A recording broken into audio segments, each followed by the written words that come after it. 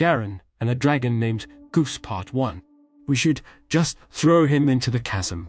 Garen gulped. Vortigern Prius, the bald high mage of Trove, examined him with eyes of black, a horrible smile stretching across his face. And what a face!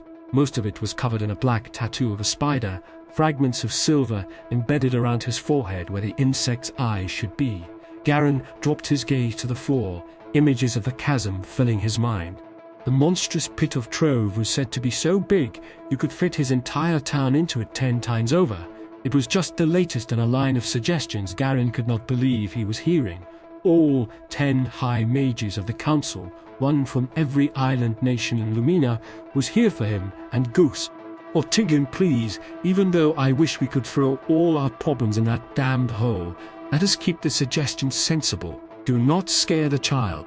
Eyes flicked to the other end of the Grand Midorian table, past the slumbering form of Goose at its center, and onto Crya Vexos, High Mage of North Velia.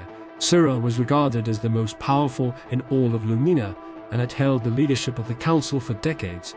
Her silver hair still shone with wisps of gold left over from the council's teleportation, and her sharp blue eyes held Vortigern with a look of disdain. Then they flicked back to Garen. Despite the ample distance between where he and Cleason sat at the table's opposite end, Garen wished there was more. I, for one, would welcome Garen to study in Diancie.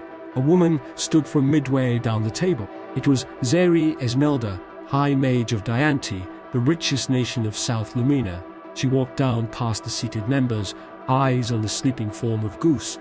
Of what little robes she wore, they were all gilded and jeweled, the fabrics a multitude of bright colors, her tanned skin sparkling with gold dust.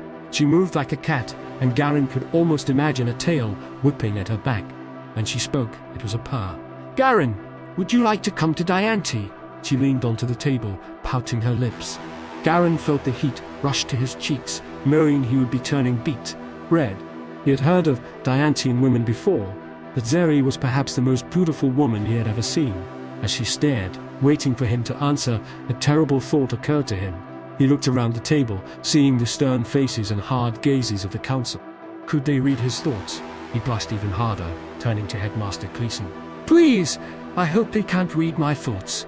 Cleason just sat there smiling, taking a sip of his tea as if he were lunching alone. Perhaps Vortigern's idea hadn't been so bad. "Zeri, please, the boy has not even passed the initiate test," Crya said, frowning. Diancie smiled and stood, her gaze lingering on Garen as, thankfully, she swayed back to her seat. And judging by his spirit levels and the dragon's, that is by no means a formality. Garen froze. The chilling words had been spoken by the High Mage of Kano Koban Ironhand. To fail the initiate test meant a life almost as hard as one of the spiritless. He had 2 more years to try after that, but few did. A shiver went down Garen's spine. He had barely been able to walk to this meeting, and only a few weeks remained before the test. Koban stood slowly, heaving his massive bulk out from the ornate chair. Koban had forearms bigger than Garen's waist, sculpted from a life in the mines and forges of Kano. Around his wrists were golden bracelets adorned with runes and gems. Even Garen hadn't failed to notice the envious looks cast on them by other members of the council. It was said Koban was so good at enchanting that he could straight up take your soul and smash it into metal. The huge man leant over the table, his ashen grey robes the same color as the dark grey hair on his head. Embroidered on the sleeve was an anvil and hammer next to what looked like a bat. He reached out a massive hand and with surprising care gently lifted one of Goose's scales. The small dragon didn't stir, and the scale clicked back into place. "Fascinating," Koban whispered. "I would very much like to study these scales and their magical properties." He turned his gaze to Garen, his grey eyes as hard as stone. "If any shed, you will send them to me." Garen nodded as the huge man sat. He would send every single one. Syrah was nodding her head, her silver robes shining with the movement. Indeed, research should be our prime concern at this point, and there is no better place for that to happen than in North Vevia. We have the facilities, and Garen will receive no finer education than our schools can offer. To Syrah's right, a beast of a man scoffed. "Of course you would say that, Crya." Orson Vard, High Mage of South Vevia, regarded her with strong amber eyes, one marked with a long scar that trailed down his cheek, more trailing down his arms and hands. A battle-hardened general, he was known as the finest warrior in all of Lumina and general of the South's combined forces. But, as we have said in recent council meetings, he continued, stroking his beard, as much as the burden of the Bloodlands must be shared, so must the balance of power, and we all know the North holds too much. The boy should come to South Lumina, perhaps Dianti, or even Sloten, or Soren gestured over towards a slim man a couple of seats down. The man, dressed in deep sea blue and greens, simply nodded. Caspian Calder, the High Mage of Sloten, was not a man of many words. Hardly any Slatonians were, unless you spoke of trade or the sea. But mention of the Bloodlands sent Garen's pulse racing. The Bloodlands spread for hundreds of leagues over central Vavia, where the first and old capital of Lumina used to be. After the Great War, the lands had been left corrupted by the force of mana used, infecting the very land and nature itself. No man could enter the Bloodlands without risking mana corruption. That's if you even made it out alive. Monsters beyond imagination roamed within, even spreading to the seas at each end of the Vavian coast. It took nearly all the might of the North and South armies combined to man the magical barriers on each side of the Bloodlands, and even then, it wasn't always enough. The man to Sera's right leaned forward in his chair. A tree cannot grow strong without first making its roots.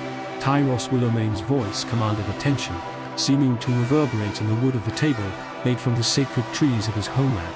He was High Mage of Mydor, the central island of North Lumina, and the second wealthiest behind North Revia. It was nature's will he be born in Aria, and in Aria he should stay until his roots are strong. Sorrel Azure, High Mage of Aria, nodded vigorously. Yes, I agree. Garen's roots are here, and you'll find no finer a steward for his growth than Headmaster Cleason. The short and fat man's voice was calming, like listening to the sea on a cool summer's evening. He was the oldest member of the council, counting at least a few hundred years as far as Garen knew. The hair he had left was like little clouds puffed up around his eyes and under his bulbous nose. He wore colors typical of Aria, blues of the sky and sea, lined with white embroidered into the sleeves and other places. A bird motif on his chest was the only emblem, a mark for his spirit animal, a giant eagle. It was of continuous amusement to the island's people that the man could actually ride his animal, as fat as he was. "Thank you, High Mage Sorrel, for your kind words," Headmaster Cleason said, slightly bowing forward. Around the table, there was a moment of silence. Heads turned towards Sera. She was staring at Cleason intently, a gaze the headmaster was returning, and for once he wore no hidden smile on his face. "I must admit, Jordan, I never expected to find you here, of all places." The smile returned, Cleason scratching the back of his head. "You know me, Sera, never one for the big cities." Garen's mouth hung open. "First name bases with the highest ranking mage in all of Lumina." He blinked. "Just who in the world was this man? Are you catching flies, child?" "Close your mouth," Sera suddenly roared from the head of the Garen's mouth shut hard, his eyes wide as he slowly turned his face around to sit forward once more. Other members of the council also shuffled in their seats, casting glances at Cleason, their interest piqued. "Now, before we decide this child's fate, there are still two of us yet to give our thoughts. Zahira, if you could be so kind." A woman on the side of the table closer to Garen cleared her throat. "Ruos will offer its help if Dianti should care for the boy, and will agree with whatever the High Council wills. May he bask in the light and the sun renew his spirit." As she bowed, her huge afro, styled like a sun within a dark sky, touched the table. Zahira Solana, High Mage of Rourke, had skin as dark as night, with golden makeup above her large eyes, and yellow robes emblazoned with thousands of shining suns along its silken material. In Rourke, the desert nation below Dianti, the sun dominated all. Sera nodded, and then she looked to the man opposite her on the table. "And you, Nero. I don't recall a meeting we've had where you've been so strangely reticent." Nero Blackfeather, High Mage of Tooth, the Long Island nation south of Area, had not stopped grinning the entire meeting. As he stood up, it was clear he was not a tall man by any means, with a long nose and sharp, spiky black hair. He wore a thick, black, long coat, its collars turned up and high around his neck. With a smile, he glanced at Garen and winked. Yes, of course, High Mage Sirrah, I offer my apologies. Tyros Wilbane groaned loudly. Every time, Miro, must you really do this? I don't know what you're talking about, Tyros. I think the most important thing we consider here, for this boy and this dragon, is finding a scale-able solution that suits everyone's needs. Mother of the Sun, give me strength, Zahira said, putting her face in her hand. Despite it all, Garen was finding it hard not to laugh, and Headmaster Cleason had already spat out some of his tea at Nero's first pun. But as this is all starting to drag on a bit, I move to vote that the boy stays here in Aeria, with the proud nation of Tooth nearby to offer any support as needed. With a bow he sat, the smile etched even larger on his face. Garen knew that Tooth was anything but a proud nation. It was home to the largest trade markets in all of Lumina, and most of the criminals. Sirrah stood for the first time in the meeting. Thank you, Nero. Next time, do not bother speaking at all. A few members laughed. Now I believe we have come to a conclusion. Of course, this is not a decision made lightly. Our world has come under countless threats in recent times, be it from the Bloodlands, from the spiritless pirates ravaging our shores, or the Novians growing ever larger to the northeast. I feel we're at a tipping point, and this decision could well be one of many that take us in either direction. But as a people, we are more united than ever, and relations between the North and South are strong. We will need that strength in the coming years, I am sure. The high mages around the table shared serious glances with one another, some nodding, some merely looking to study others. There was undeniably tension in the room, but also pockets of hope. Cryo waited and then took a deep breath. The boy will remain on Aeria, but under certain conditions that I think will appease those of you who do not agree. Orson Vard raised an eyebrow at that. After all, Sirrah herself was one of those herself. Sirrah noticed, earning the man a scowl as she continued. 1. Travel to Aria will be restricted to level 4 status or above, with no exceptions except for necessary trade. Garen had to stifle a gasp, but Sorel openly groaned. Level 4 referred to the 4th level of education one could achieve in Lumina, which was closely tied to social rank. Level 4 meant completing the first grade of university. Garen's father, for example, had only achieved level 2 of upper school, the first of which Garen was soon to enter. To get to level 4 could take some people 15 years. Second, Sirrah continued, both the North and South will elect one of their finest from their militaries to be stationed here on Aeria to ensure the boy is protected. Orson Vard and Tyros Willowmane nodded to each other at that remark, and others murmured voices of assent. Caspane Calder's face flushed red, but he nodded nonetheless. Vortigern just seemed to be boring holes into Garen with his creepy stare. Later, Garen would ask Cleason more about that one. Third, Headmaster Cleason will be required to post detailed monthly reports regarding every facet of the boy's progression, and in 1 year, the Council will reconvene here to discuss his future once more.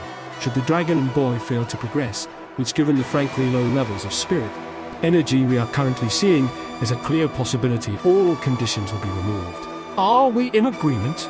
As the Council wills, intoned the high mages around the table in unison. Cleason bowed, tapping the back of Garen's head to make him do the same.